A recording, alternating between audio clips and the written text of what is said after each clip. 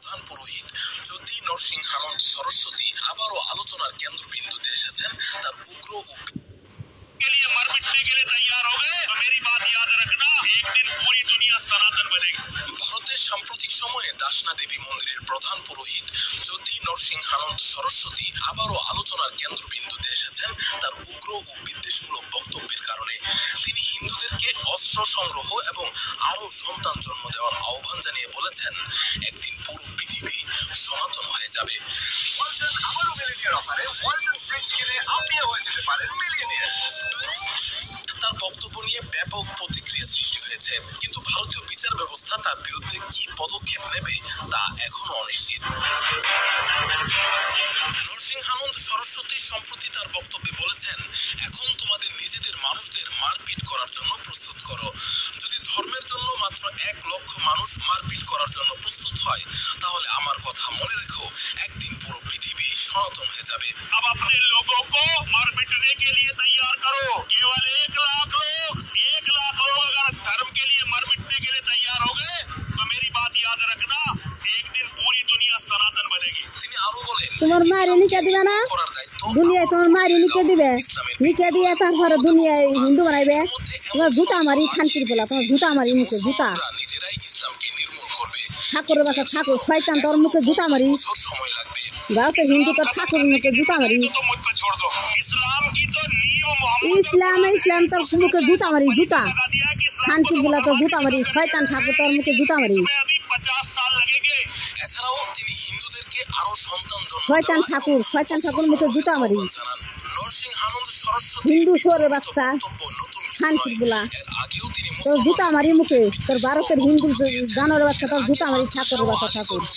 তোর জুতা মারি তোর মুখে। 22 সালে তিনি তুই মুসলমান করতে আসো, মুসলমানের মারি হেলে বেড়াস। বারুদ দিয়ে উড়িয়ে দেওয়া উচিত।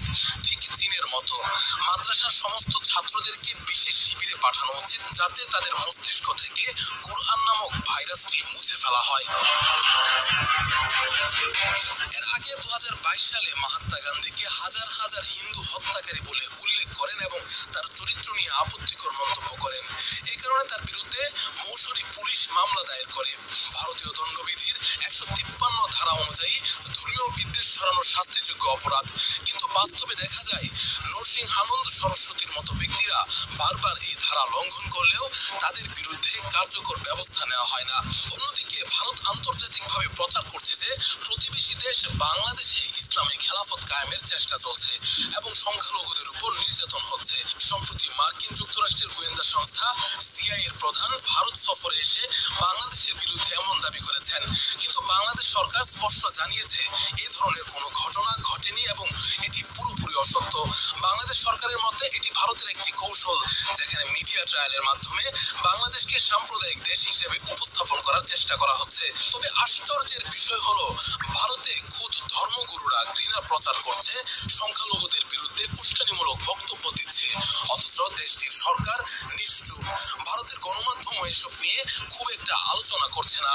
বিশেষজ্ঞরা মনে করেন, যদি ভারত নিজেই সাম্প্রদায়িক উগ্রবাদীর দমন না করে, তাহলে অন্য দেশের বিরুদ্ধে অভিযোগ তোলার নৈতিক অধিকার তাদের থাকে না। নরসিংহানন্দের বক্তব্য ভারতীয় সমাজের ধর্মনিরপেক্ষতা ও সামাজিক সম্প্রীতির জন্য হুমকি স্বরূপ।